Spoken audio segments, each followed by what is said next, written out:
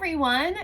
Today's episode is What's Katie Coaching. I wanted to share something that's been coming up for several of my clients, and this one in particular, I think it just kind of hits home for a lot of people.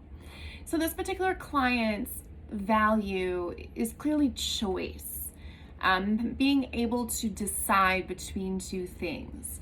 And so we talked yesterday about some saboteurs that come up for her. And when we describe saboteurs, we're talking about that little voice in your head that tells you you can't do something. It's like the border bully of your head.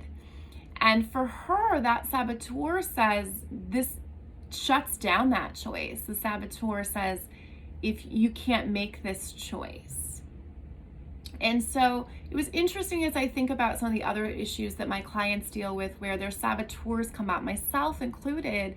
And the saboteur is often telling us something that directly goes against our value, but it's something that's been a pattern for us that we've done to avoid expressing that value or allowing that value to come up. I know I just said a bunch of mumbo jumbo, so let me give you an example. So I value freedom and flexibility. And so my saboteur will come up and say, you need to look for a job today. You need to go online and find a 9 to 5. And that is because that's how I've been making a paycheck for the last 5 years. That saboteur is really trying to hold on to what's allowed us to survive and thrive since we've moved out to the East Coast.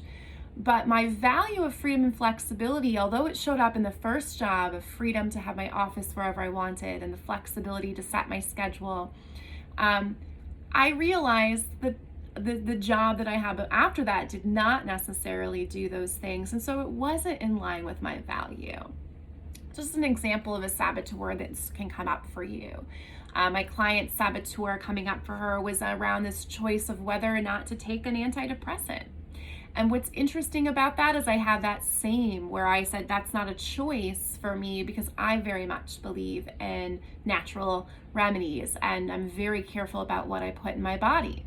But the minute I took away that flexibility for myself that I value so much, I didn't take it for a long while. Probably could have used it going through the divorce. When I honored that value of flexibility and suggested to myself that this was a way I could flexibly take care of this anxiety that continued to come up as a result of the environment that I was in, my life changed dramatically. So my question to you, because I'm always asking, even particularly when I'm coaching, is where do you see times where you've sort of sabotaged yourself? Where what value comes up, where the old saboteur is trying to hold on to something that actually isn't in line with what you currently value.